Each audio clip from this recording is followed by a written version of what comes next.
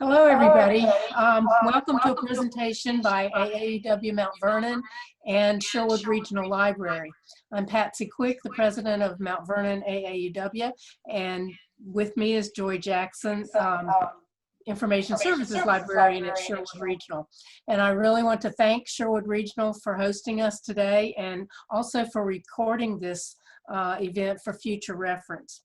And I also want to thank all the AAUW members from Mount Vernon branch and from others in Northern Virginia. I see there are many people from other branches. Welcome to the community members also for joining us today. Joy, I think you have some Zoom hints to give. Yes, so if you're new to Zoom, the number one thing to remember is that your menu is in the middle of your screen. If you can't see the menu, move your mouse cursor over to the middle of the screen and it will pop up from the bottom. That's where all your options are, including your options for your microphone. You can mute and unmute yourself there. Your video, you can start and stop your video. There's the chat option, which we'll be using during this presentation. However, if you want to manipulate the number of participants that you see in your screen, there's going to be a little option in the upper right-hand corner that says Gallery View, and you'll be able to change the number of boxes that you see from there. A little overview of how the presentation will go. We're going to start off with an introduction by Elaine, and then Jessica will do a presentation. If you have any questions, put them in the chat box. And then at the end of her presentation, we'll have a question and answer section. And then I will read out any of the questions that you've put in the chat box. And then if we still have time, then I'll unmute everyone and then you can ask any questions to Jessica directly. As always, if you have any questions, not just to Jessica, but about anything, be sure to put it in the chat box. And remember, the chat box is in your menu, and the menu is in the middle of your screen. Use the cursor to hover over. Okay. All right. And for those of you who are not familiar with AAUW, AAUW has been empowering women and girls through research, education, and advocacy since 1881. We work for equity in education, the economy, and in leadership. We're a nonprofit, nonpartisan organization that has more than 170,000 members and supporters across the United States, as well as 800 college university partners. There are 1,000 local branches, 24 of which are in Virginia. The Mount Vernon branch is one of 11 branches in Northern Virginia, and we support the AAUW mission by presenting programs pertinent to women and girls, such as this one, by participating in state conferences and lobby days, and registering voters with a group in Mount Vernon called Mount Vernon Registrars. Mount Vernon members participate in a monthly book group as well as a game night, both of which are currently operating on Zoom. In better times, we have a dining out group that our members enjoy. If you are interested in AAUW or Mount Vernon branch or other branches in Northern Virginia, we'll provide an email address and our website at the end of this program. So we hope you'll contact us. One of our members, Elaine Kolish, met Jessica Buchanan last year and brought her to our attention. So now I'd like Elaine to introduce Jessica for us. Thank you, Patsy. I love how Jessica describes herself in her bio. She describes herself as a teacher, author, humanitarian, speaker, and survivor. And as Patsy mentioned, I met her last year in her teacher role, where she was an outdoor resource teacher at Holland Meadow Schools, where I visited the fantastic gardens they have there. But all of these other things are equally fascinating things about Jess, and you're going to hear more about them from her. But I'm going to give you a little bit of a teaser. It starts with, in the summer of 2006, she went to Africa, and she traveled through various areas, volunteering in different capacities. She then was fortunate to secure a teaching position at an international school based in Kenya. In 2009, she married Eric Landemalm, a native Swede she had met while working in Nairobi. She then relocated to join her new husband. She eventually took on the role as regional education advisor for the Danish demining group, the Mine Action Unit of the Danish Refugee Council, and worked with issues related to armed violence reduction and community safety in areas of Somaliland, Somalia, Uganda, and South Sudan. And so far, so good. But then on October 25th, 2011, while on a routine field mission in Somalia, she was abducted at gunpoint and held for ransom by a group of Somali pirates for 93 days. I'm going to let her fill in the details. Suffice it to say, she was rescued. She was actually on the order of President Obama. SEAL Team 6 rescued her in January 2012. Now, her ordeal is detailed through her perspective and her husband's in their best-selling book, Impossible Odds, The Kidnapping of Jessica Buchanan and Her Dramatic Rescue by SEAL Team 6. Now, Jessica and her husband are our neighbors. They live in the Mount Vernon area here. And she is the family liaison volunteer for the nonprofit organization Hostage US that seeks to support former hostages and their family.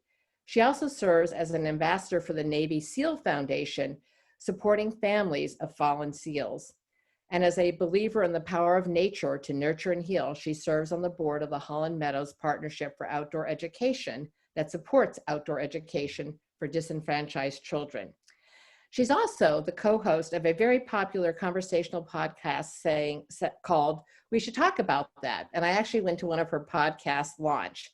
And she and her co-host, Jessica Kidwell, so it's the two Jesses, talk about uncomfortable topics that nobody else is talking about with their families and other people. She's committed to teaching her children the importance of being outside and remaining in awe of creation, and most significantly, how lucky she is to be free. So now we'll go and Jess and hear from her own lips about her story. Thank you, Elaine. It's great to be here with all of you today. I thank you so much for logging on and doing this virtually. So I will do my best.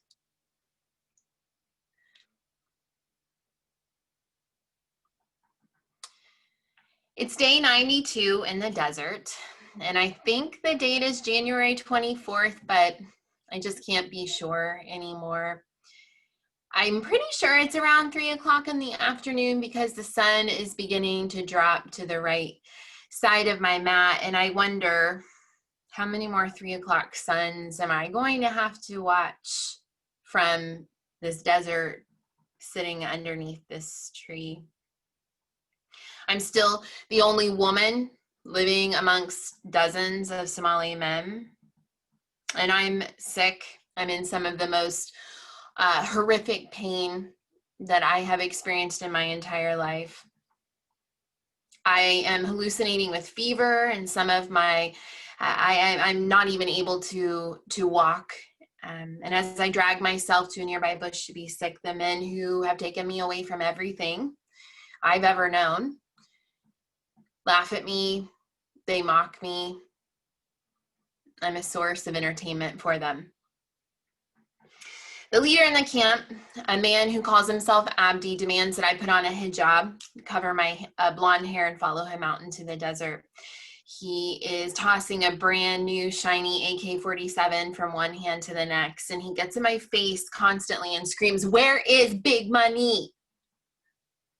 He's accusatory and suspicious, and it's almost like he thinks that I have buried $45 million out in the sand in the desert, and I'm refusing to tell him where it is. I explained for the millionth time that I am a teacher by profession. I'm a humanitarian aid worker at heart. I am a woman of very little means. There is no big money. We walk for 10, maybe 20 minutes out into the desert, and then he drops down to the ground and draws a number 7 in the sand with his finger. And then he drags his finger across his neck and tells me that my people have 7 days to come up with $18 million, or he's going to cut my head from my body.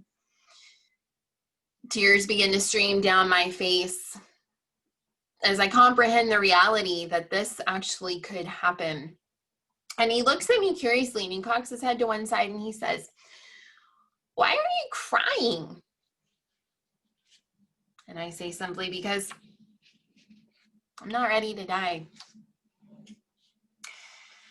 93 days earlier, in October of 2011, I was working for a non-governmental organization, the Danish Demining Group, and it was the mine action unit of the Danish Refugee Council, which meant I worked in armed violence reduction. My portfolio covered all of East Africa. I worked in South Sudan, Uganda, Rwanda, all parts of Somalia, Kenya. And my job was to take my educational skills in pedagogy and train our local staff to go out and help local communities stay safe. So essentially, communities that had been exposed and left vulnerable to explosives that hadn't been collected from civil wars, unexploded ordinances. Basically, I went in and told kids, hey, if you see something shiny, don't pick it up because it could blow your arms off or it could make you go blind. And one of the parts of my job was to travel around and do staff trainings. And I had a staff training scheduled for the field office in the southern part of Somalia, in Galkayo, which was admittedly not a super safe place, but we did have a field office there. I lived in the northern part of Somalia, which was much more peaceful, much safer. And I canceled the training 2 times before because I didn't feel good about it. I didn't feel safe. And I'll be honest, I felt a lot of pressure from my organization to show up. I was one of the only women working in a male-dominated environment, and there was a lot of pressure to be strong and to be brave and to go into these places so that I could keep my job. So I buckled under the pressure and I said, okay, for the 3rd time, I'll go, even though I didn't feel good about it. So I got on a UN plane. I went to Galkayo. We had a 3-day training scheduled. We got through the first day, 2 days, and then on the 3rd day, we finished our staff training. We get into our convoy of 3 vehicles. We have armed guards in the front. We have armed guards in the back. We have armed guards and a security advisor in our vehicle, along with some local staff. We take off through the gates of the compound and drive through the village, basically, of Galkayo in Somalia. And we drive for maybe 6 or 7 minutes. And all of a sudden, a car comes up on the right side of us and splashes mud up all over our windows and our windshield. And I can remember sitting there thinking, what a jerk. Who drives like that? And then with the crack of the butt of an AK-47 on the car hood and a very angry man dressed in a police uniform, and pulls open my door and he puts a gun to my head and he screams at the driver to drive. I don't know who he is. I don't know what he wants. I don't know where he's taking me. And I really have no idea what is happening. And as my head cracks against the window and I'm thrown into the back seat of the vehicle, I can remember thinking, I don't know what's happening, but I do know one thing for certain, and that's that no matter how this thing turns out, my life as I know it has changed forever. Because however this thing pans out, nothing will ever be the same again. We drive for hours and we drive south out into the desert. We stop, we change vehicles, we drive some more, we stop, we change personnel. And after driving for several hours into the middle of the night, we stop and we're ordered out of the vehicle and told to walk out into the desert. There's a man wearing a turban and he has a long machine gun and he's wearing chains of ammunition. He says, walk. This is my first act of defiance. And I say no, because I don't know what's waiting for me out there, but I can assure you that it's not going to be good. He says, walk again. And I say no. We go on like this a few times, and my colleague, Paul, who had been taken with me, comes over and he takes my hand and he says, Jessica, you know we have to walk. And so together, hand in hand, we walk out into just this black abyss, this darkness. It's so dark we can't see anything. We trip over thorn bushes and rocks and we pick ourselves back up. And we do this for, I don't know how long. It felt like an eternity. And I remember feeling blood drip down the front of my leg, and it pooled in between my toes and my sandals, and it was sticky and it was warm. And I can remember thinking, yes, this is good. This pain means that I am still alive. And as we walk, at some point we're told to stop and get down on our knees, and out of the darkness, more men appear, and they're draped in chains of ammo, and they're wearing these large machine guns. And in my terror and in my shock, it looks almost as if they have bayonets attached to the tops of them. And all I can think about is the fact that my head is going to leave my body. And this is the single most terrifying moment of my life. And I say goodbye to my husband, Eric. I say goodbye to my father, my mother, who had passed away the year before, and call out to her. I ask her for help. I ask her to help me be dignified, help me be strong, help me be brave. And as I'm mentally pleading for my life, I hear the most beautiful word I think I've ever heard, and that's simply sleep. Lay down in the dirt and go to sleep. And that's exactly what we did. We just laid down in the sand and we passed out and we went to sleep.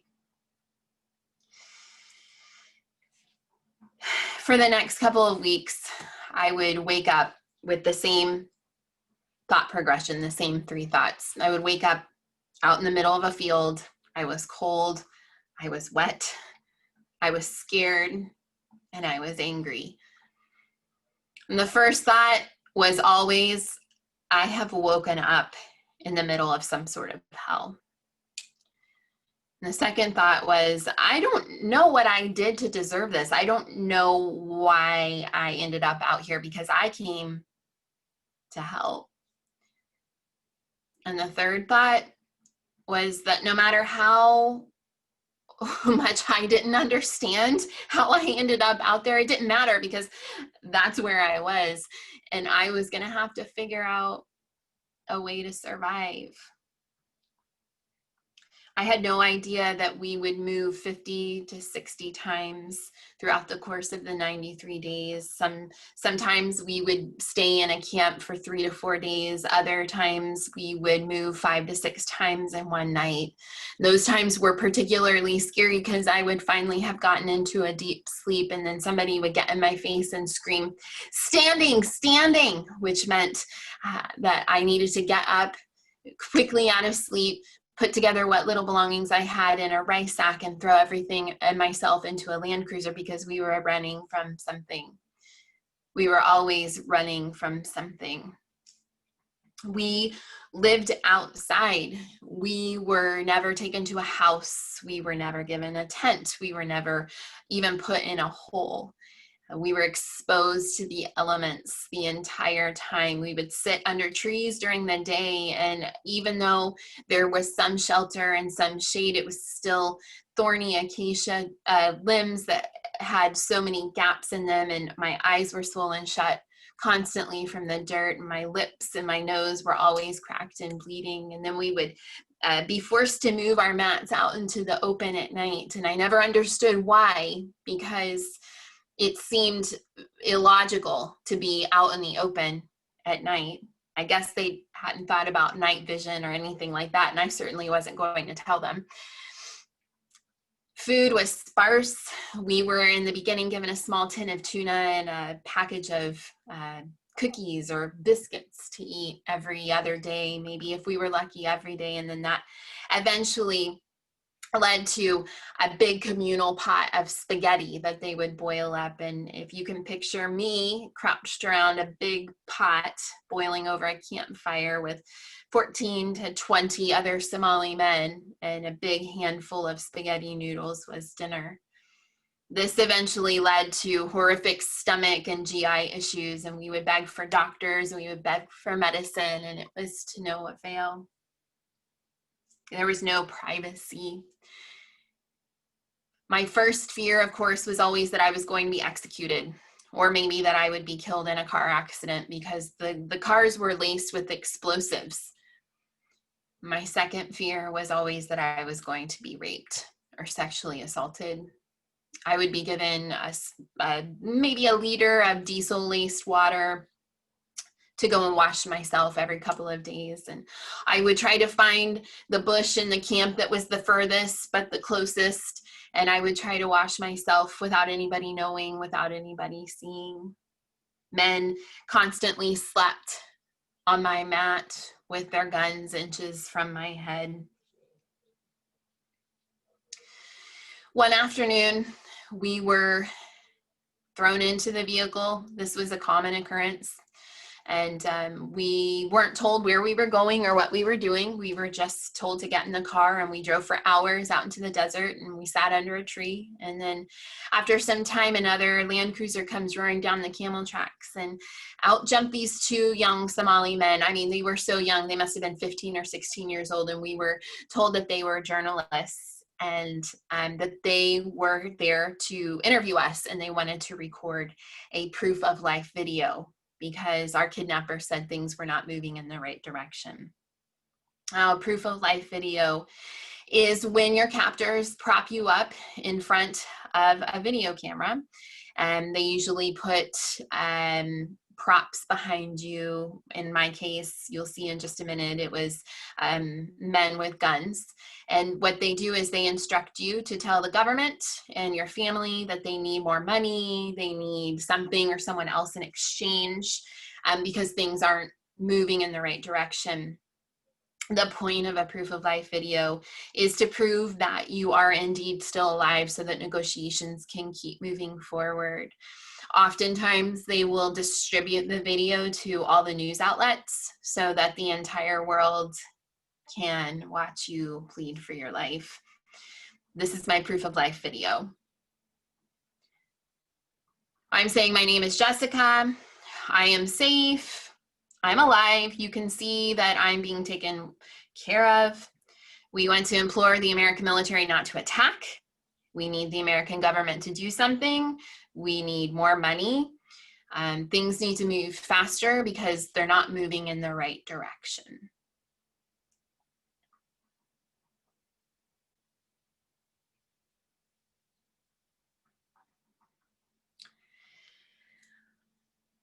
I think it was after this proof of life video took place, Paul, my colleague who had been taken with me, and I realized that we were in this for the long haul.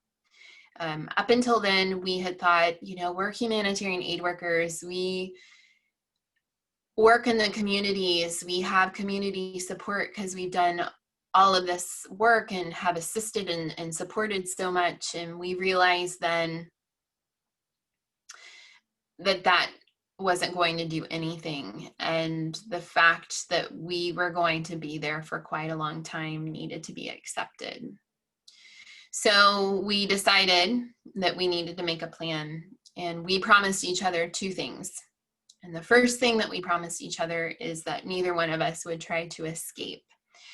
We decided that we'd been taken together, so we would stay together until we could leave together. And the second thing that we promised each other, and I think that this is the fundamental piece to my survival, and the fact that I was able to leave with my mental faculties intact, is that we promised each other that we could feel any emotion that we wanted to feel. We could feel rage, we could feel anger, we could feel bitter. We could even feel happy and joyful and hopeful at some points, but we agreed that the emotion of despair was completely off the table. We were not allowed to give in to despair. Now, words are very important to me, and when I got out, I looked up the meaning of the word despair, because I thought about it a lot while I was out there.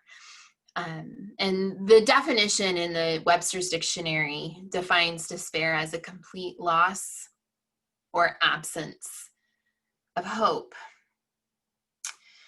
Now, it took me about 40 days of captivity to get myself into a place where I realized I was being kind of presented with some interesting options.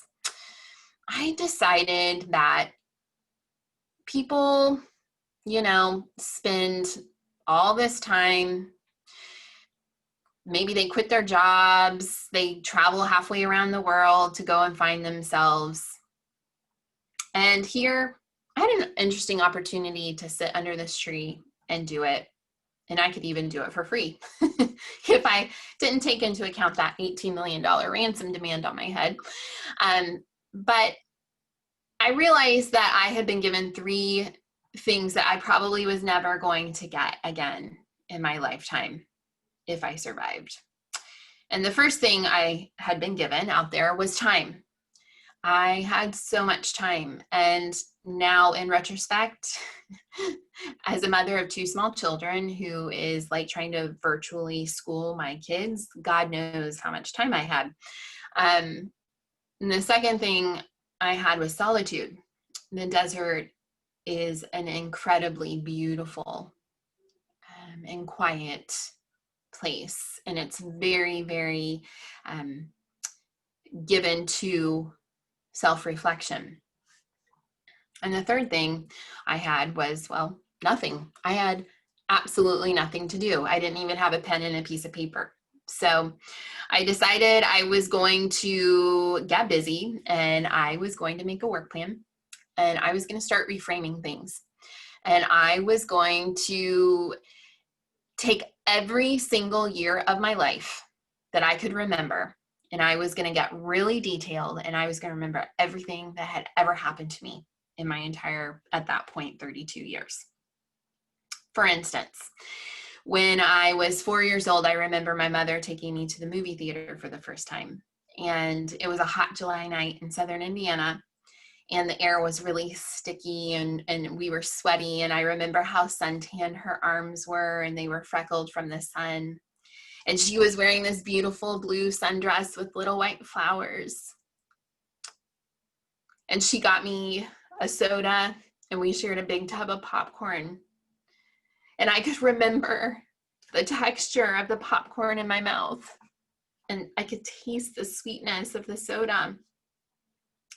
And I could remember even the shape of her teeth when she laughed. And one by one, the memories of the most beautiful life began to play out before me, like the scenes in the movie that we were watching. And I realized that I had a chance to let go of some hurts and some pain. I could bury some grudges in the sand right there next to me.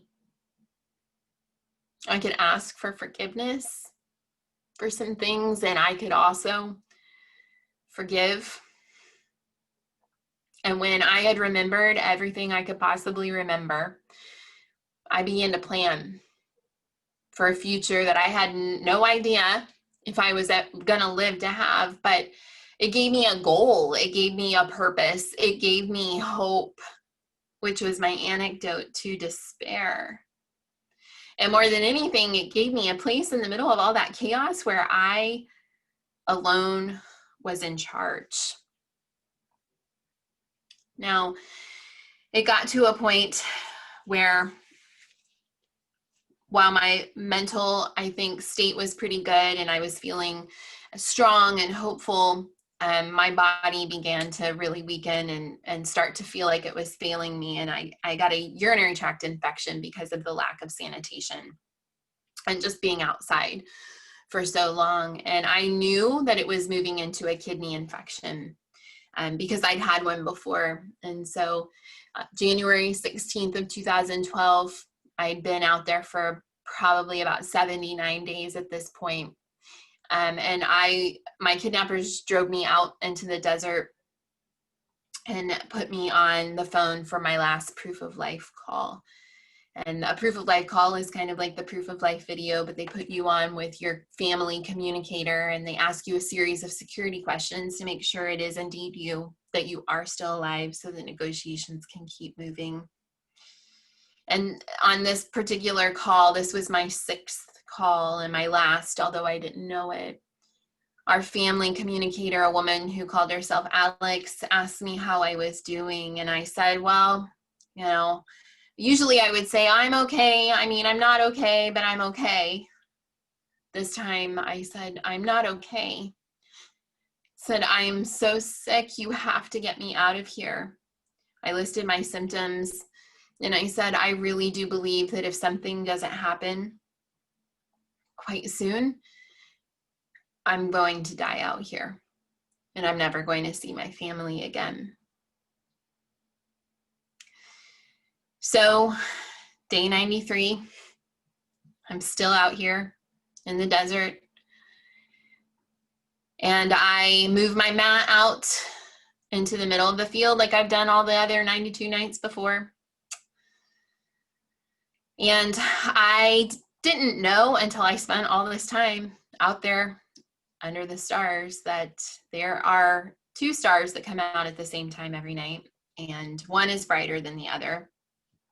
And so, of course, the brightest one I named for my mother, and I would talk to her every night, and I would tell her how my day had been, and I would, you know, just give her the general rundown. But this particular night, I said to her, Mama, I need you to go and tell God that he needs to do something fast. Because if he doesn't, I really don't think I'm going to make it out here. So I guess I'll be seeing you soon. I go to sleep and I wake up a few hours later with the need to be sick. And I stand up on my mat and I shout the word toilet, which is what we did in order to be excused from our mat. We weren't allowed to leave without permission. And there were 9 guards on the ground that night. And always, every single night, there was at least one who had been left with the responsibility of guarding the camp. But this particular night, every single one of them was completely passed out.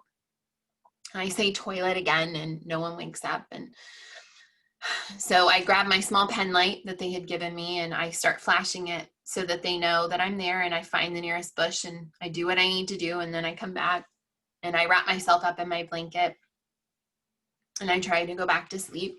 But then I can hear this scratching noise, like something is coming toward me, and I think it's these big huge beetles that would come out at night and they would get in my hair and they would get in my clothes, and I just kind of really wasn't in the mood. So I get up and I like shake my blanket and nothing falls out, and I lay back down and I wrap myself back up, and I do this a couple of times, but I'm just so weak I can't continue doing it. So I decide the best thing I can do is just try to go to sleep. Not 30 seconds goes by and the night just erupts into automatic gunfire. I am laying there. I hear the pirate on my left, who we called Helper, stand up and start whisper screaming at all of the other guards to get up, to wake up. I try to make myself as small as I possibly can and just disappear into the ground.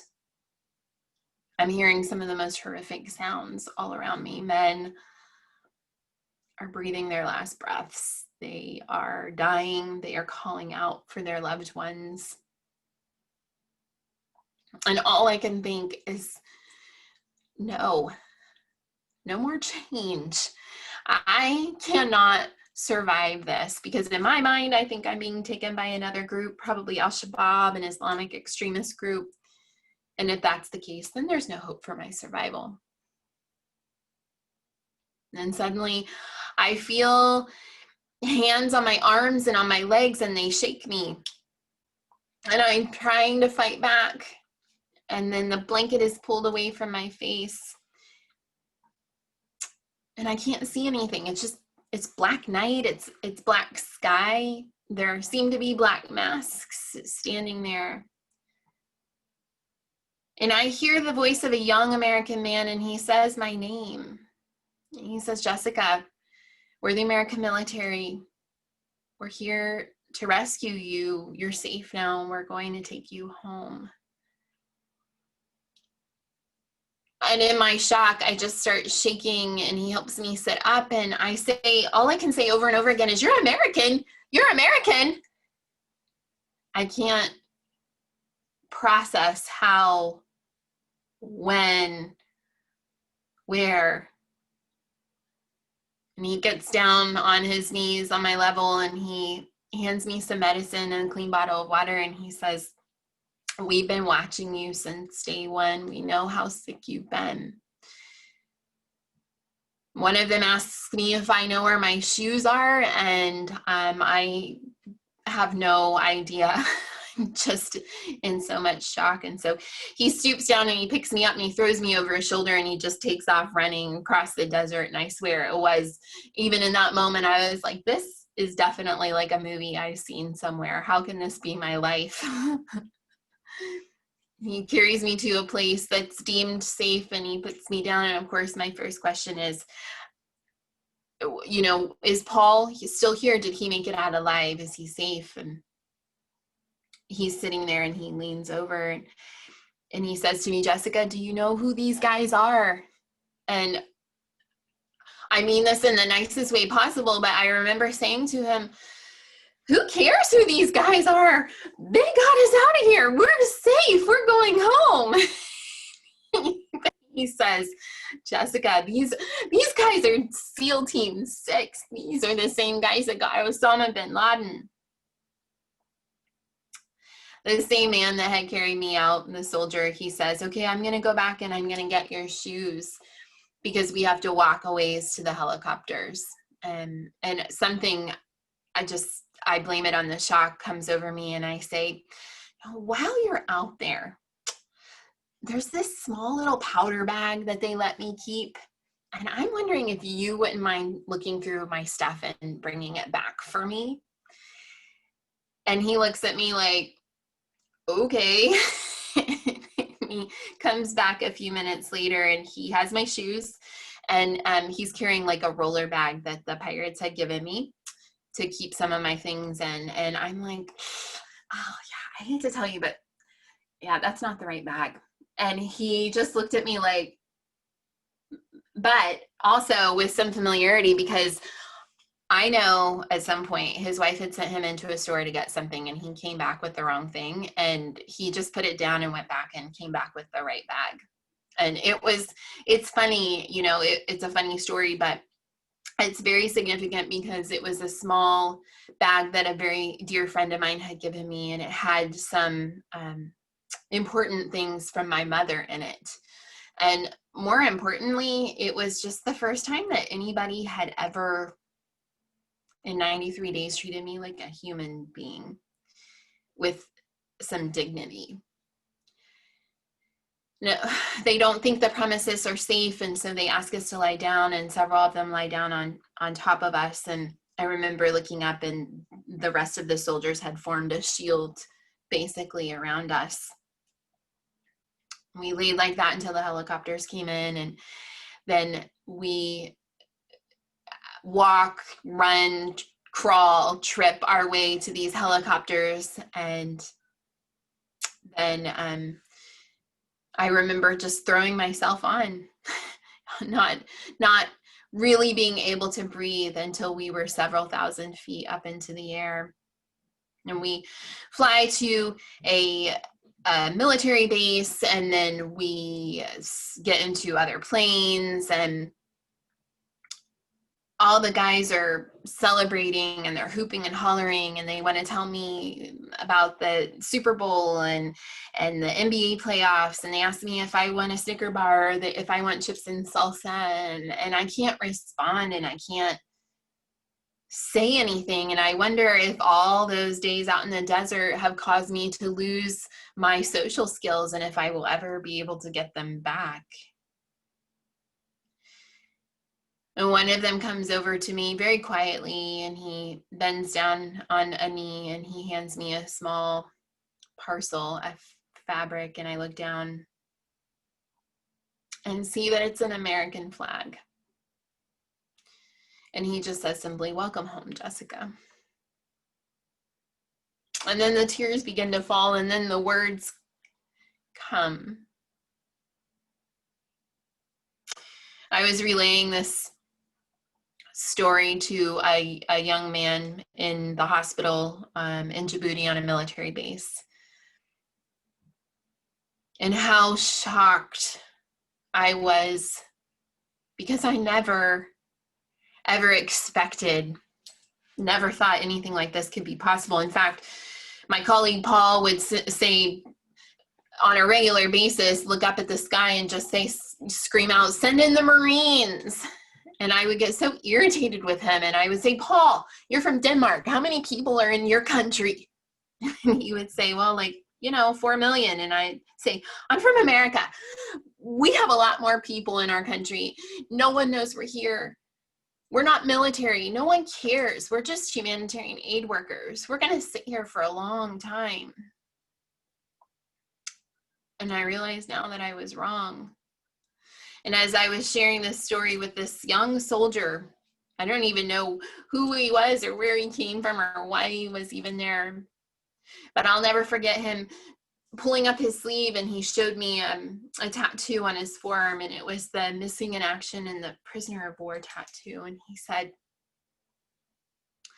"This isn't just for military folks, this is for any American citizen.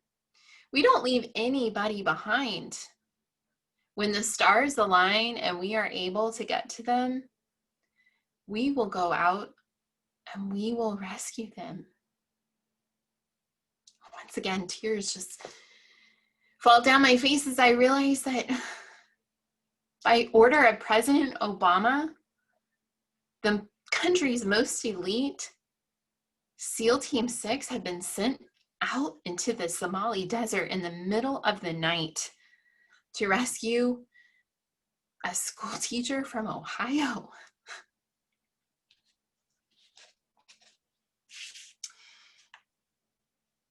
Surviving is to understand that nothing lasts forever. Not the good, not the bad. A very wise survivor of life once said, "You can survive 40 days with no food.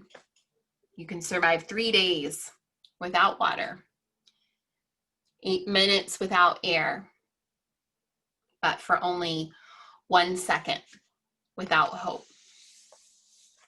So because words are really important to me, when I got out, I looked up the definition of the word hope. And it's defined as a feeling of expectation, a desire for a certain thing to happen. Hope is a feeling of trust.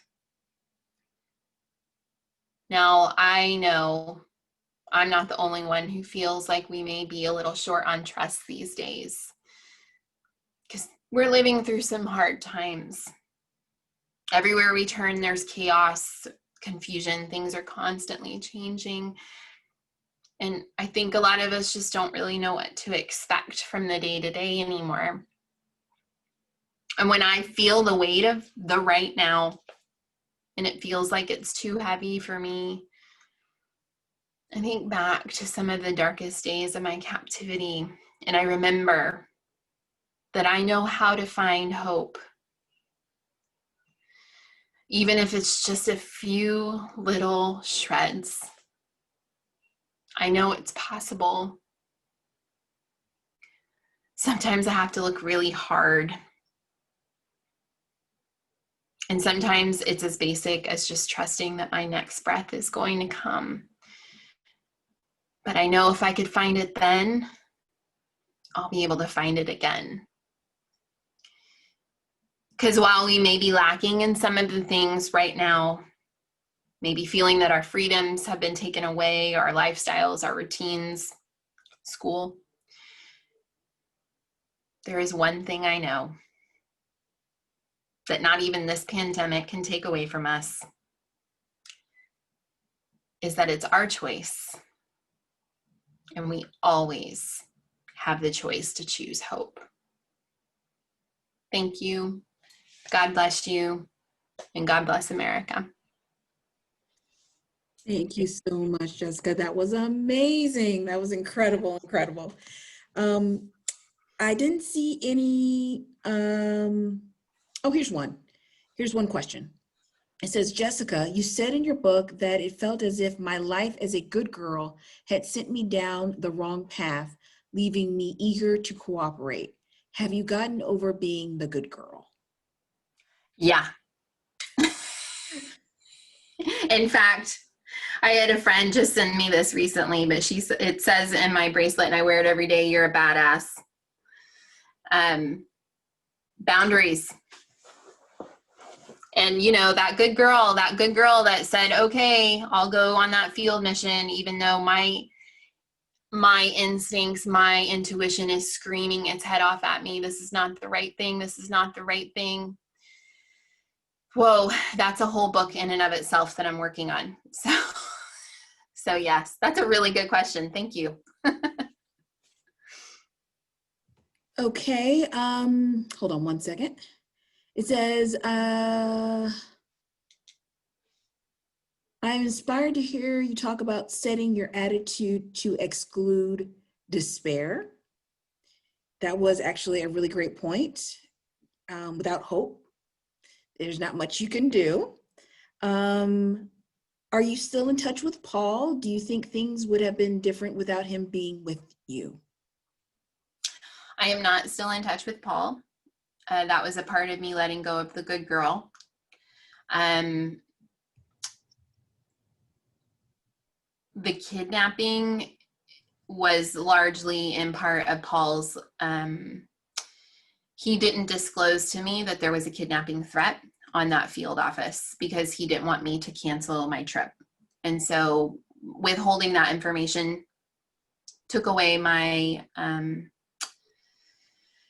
right to choose for myself. And he told me on like day 26, because he just needed to get it off his chest.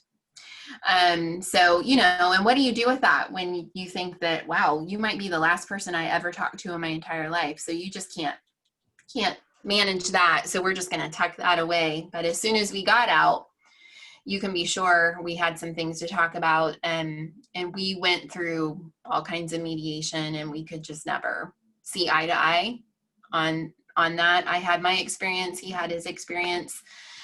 That being said, I am grateful that there was another person there that I could share the experience with. And we were not together the entire time. We were kept apart for weeks at a time. They would, on a regular basis, especially if negotiations weren't going well and they wanted to punish us, they would take one of us like within earshot, but you know, maybe a kilometer down the road, and let off a bunch of gunshots, and then come back and tell the other one that we'd been executed, and then wouldn't bring the other one back for several weeks. So you didn't know if you were sitting there. I didn't know if Paul was still alive, if he had been shot, and they would do that to us on a regular basis. But the times when we were kept together, we were allowed to talk, those were good times, and I did learn a lot from him. Someone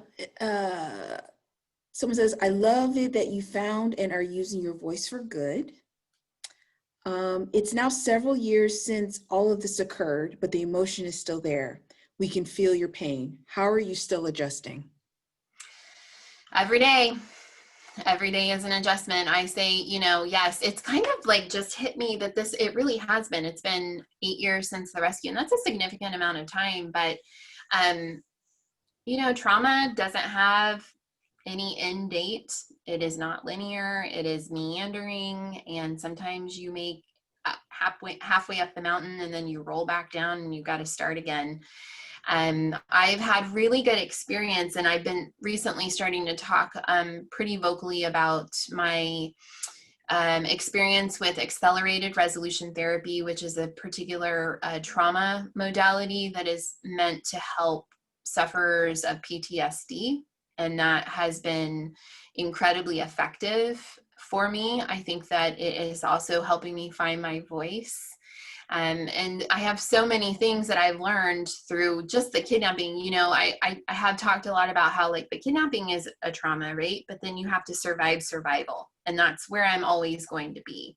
There is this whole other part of life that starts after the traumatic event that you then have to figure out how to adapt to and how to navigate. And I mean, I talk about this every single day. There is not one day that goes by that I don't think about this, and there won't be. And that's just the reality of it. Wow, that's intense. Oh my goodness. Who were the Somalians negotiating with? So my organization had a crisis management team that they set up pretty like immediately, and they worked in conjunction with the FBI, and they worked with, they had a kidnapping and ransom, I guess, like insurance company that they were working with. So we had professional hostage negotiators that were managing it on the ground from my organization side, and then they were collaborating with the FBI. Do you sell your book directly, or should we order it online? You can order it on Amazon or Barnes and Noble or anywhere where you like to buy books. You did a TEDx talk recently. Is it about this experience, and how can people see it? I can answer the last part. We're going to have a link to all things Jessica shown in just a few minutes, but could you give us a little brief introduction to your TEDx talk? Sure. The title is Change is Your Proof of Life. And basically, I use my proof of life video and experience to talk about the fact that if things aren't changing, we really are not living. We're not living anymore if things aren't changing. And that change is an invitation to collaborate. I look at change in my life sort of metaphorically in a way that changes the author of our stories. You know, if you think about any great story that you have ever loved, it has never come about without significant change or trauma or disaster, you know. So the whole point of these things happening is for us to change and to grow. You know, we can't ever go back to the person that we were before, but that's not a bad thing, right? Right. So I mean, I know people who think that, you know, they believe that there's no reason and things just happen because they happen, and that's okay if that's what gets you through. But for me, I need to know that there is something, there's some purpose and there's something bigger for me to be able to get through the day to day. So that's what it's about. Did you ever meet President Obama? No. Shucks. He did write me a letter, and he did call my father the night of the rescue. And Okay. he personally called my father and told him, I just want you to know as a father to father, that your daughter is safe, that she's coming home. And he also said, you know, you should be really proud of your daughter and all the work that she's done. And yeah, he'll never forget it. I wasn't there, but I cry every time I talk about it. I can only imagine hearing that as a parent. Number one, she's coming home. Yeah. You said, okay, you said your rescuers had been watching you since day one. Did they ever tell you why they waited till day 93? So I think I get this question a lot. Everybody thinks like 93 days is really long, but in a kidnapping situation, it's incredibly short. Captivities can take several years to resolve. Most of the time they are resolved through paying a ransom, and that can just go every which way. There have to be a certain criteria that has to be met in order for military intervention to take place. One of them is if the loss of life is imminent, whether they think that maybe they thought I really was going to be sold to Al-Shabaab the next day. They had reason to believe that. Or in my case, I was so sick that I wasn't going to survive. Other things that would warrant a rescue attempt would be if negotiations had stalled to the point where they know that there's no way they're ever going to move forward. It would never have been my first choice to have a military intervention. I don't think I could have lived with myself if one of the soldiers who had gone in had lost their lives on my behalf. I don't know if I would have been able to carry that with me. I carry it with me that my kidnappers had to die. They were most likely, most of them bad people, but they were not given a great set of circumstances to live their lives. And that's something that art therapy, has really helped me with. Because it's a heavy thing to carry around, thinking that, is your life worth more? You know, maybe the fact that my life was worth more in the first place perceived is why they ended up doing what they were doing. I mean, there's a whole existential thing that I've spent a lot of time thinking about. So it really wasn't a long time. Last question. Did any of the kidnappers ever seem to regret taking you? Didn't they have any respect for your work? Yes. Dair, the kidnapper that slept most nights next to me, who I believe also protected me from being sexually assaulted, was a very religious man. He was there because he had 8 children and he needed a way to feed them. He never harmed me. He was never aggressive toward me, and he would tell me on a regular basis that he was so sorry. And he died that night. Ooh, okay, that's incredible. Thank you so much, Jessica. I'm going to put up your contact information right now. Thank you. All right. There we go. This is how you get in contact with Jessica right here. All of her information is down below. So take a picture, write it down, all that stuff. I'm going to go ahead and open it up to try to get Patsy up here.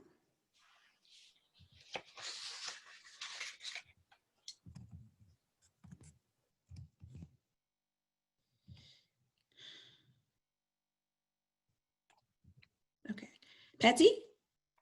Yeah, I'm here. Hi. I just want to know if you had any final thoughts or anything you wanted to add before we go. Oh my gosh, Jessica, thank you so much. This has been really quite a tale you've given us. You've had a message of hope, and you have a message of change, which we all need to take to heart. And without even knowing it, maybe that biggest message of all is the message of empathy that you have for those who captured you, so rescued you, and even those who captured you.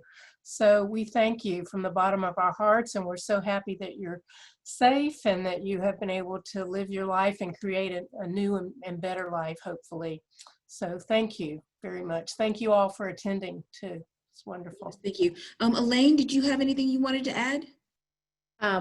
Thank you, Jessica. This was an amazing tale. I was moved to tears so often, even now. Yeah, me too. It's hard. It's amazing. Thank you. Yes, thank you. Again, Jessica, thank you so much. This is the type of programming that we love to see at the library. AAUW, Mount Vernon branch, thank you so much for being such a valued partner with the library. We're looking forward to many more events in the future. And I'm going to now move on to their contact information in case you want to get more information about their organization. This is how you reach out to them. And of course, if you want to reach out to me, you just contact the library. Just that simple. I'm at the Sherwood Regional Library Branch. Okay. All right. So I'm going to go ahead and stop the recording. Thank you so much, everybody, for participating. Thank you. Thank you. Really